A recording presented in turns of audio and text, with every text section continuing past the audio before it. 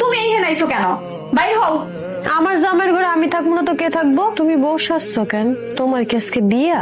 আজকে আমরা দুজন বিয়া করছি। যাও ঘর থেকে বের হও। তুমি ওরে বিয়ে করছো? ও আমি ওরে বিয়ে করছি। আমি মানি না। তুমি খালি আমার স্বামী, তুমি ওদের ঘরে বিয়া করতে পারো না।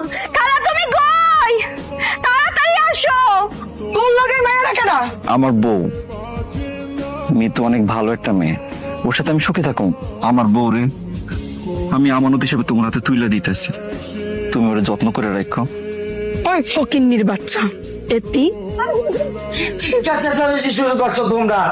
ওর চিৎকার চেঁচামেচির কারণে আমি ঘুমাইতে পারতেছি না। আমার কানে আপনার বিরুদ্ধে অভিযোগ আইছে, আপনারা বউরে শিকল দিয়া বাইন্দা রাখছেন, এটা তো দেখছি। তুই যে পারোটি চুরি করে খেতে চাস, এই পারোটি কিন্তু টাকা লাগে। এই পারোটির টাকাটা দিব কেনা তুই? আমার টাকা কই আগে? গতকাল থেকে কিছুই খাইনি, পেটটা খিদায় কেমন মোচড়াইতেছে।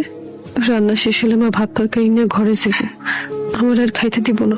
তুই দুবাই যাওয়ার 2 দিন পর থেকে বউ কেমন জানি উল্টা পাল্টা কথা কয়, উল্টা পাল্টা কাজ কারবার করে।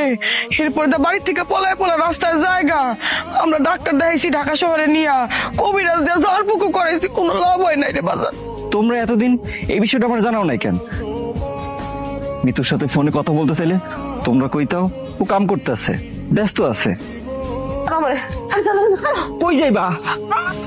মিতু, মিতু কি কমা, আমার পক্ষে একটা বিয়ে করা সম্ভব না।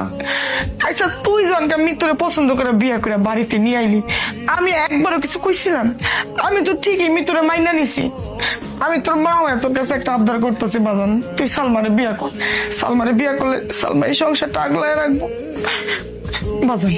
আমার কি বুড়া বয়সে যত্নার্থী পাইতে মনে চায় না? পোলার বুড় যত্নার্থী। তাছাড়া এই বাড়িতে তো একটা সন্তানাদিরও দরকার আছে নাকি? বুড়া বয়সে মরার আগে কি আমি নাতি নাত করে মুখ দিয়ে মরবো না?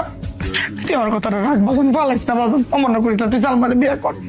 ঠিক আছে মা, ওরে ভালোবেসে বিয়ে করছিলাম, সারা জীবন সংসার করে স্বপ্ন দেখছিলাম, কিন্তু মৃত্যুর এমন অবস্থায়ও কোনো কল্পনা করিনি। দেখো, তুমি মন খারাপ করো না। তুমি তোর নিয়ে সংসার করতে চাইছিলা, কিন্তু আল্লাহর ইচ্ছা হয়তো অন্য কিছু ছিল, তাই তুমি তো পাগল হয়ে গেল। কি হয়েছে মৃত্যু, খিদা লাগছে? দেখো তোমাকে নাস্তা আনছে, খাইয়ে নাও। খামো না, আমার খিদা লাগে না। তাহলে কান্দতেছো কেন? কান্দুম না? আমার জামাই আমার ধুয়ে নতুন একটা বিয়ে করে ঘরে সতীন আনছে। পাগলি হলেও তো আমার জামাই লাগে, অন্য কারো দেখলে আমার কষ্ট লাগে। আরে দূর পাগলি, খাইয়ে নাও। খামো না।